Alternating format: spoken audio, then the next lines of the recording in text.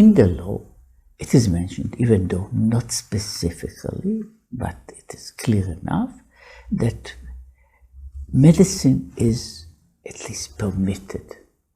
It is mentioned when anybody causes mayhem, that person is responsible for compensating the victim in one or two or three ways, and among them he has to provide for the doctor. So in there we have a very clear statement about the position of a doctor. The statement doesn't even say the doctors are permitted to work, but it's assumed that there are doctors, and the doctors are a part of the healing process. That in many ways also became the accepted Jewish view, even though, again, in the few places in which doctors or relationship to doctors is mentioned, it is not that clear.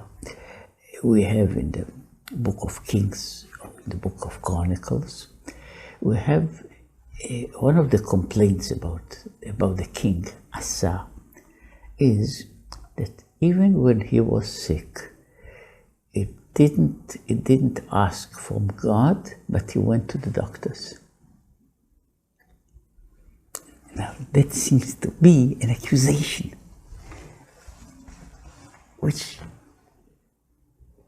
one can read in slightly different ways. One can read it, of course, that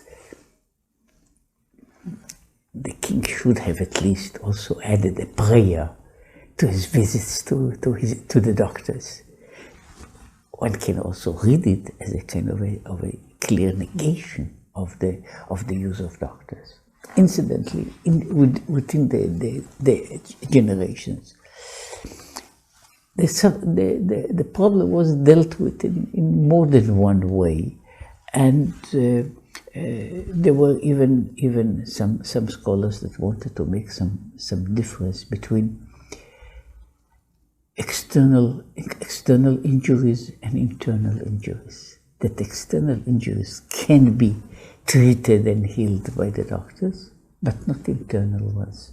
So in a way, to put it, that external injuries that are so many times caused by man can be healed by man, but internal ones that are not caused by humans should be left to the same source from which they came.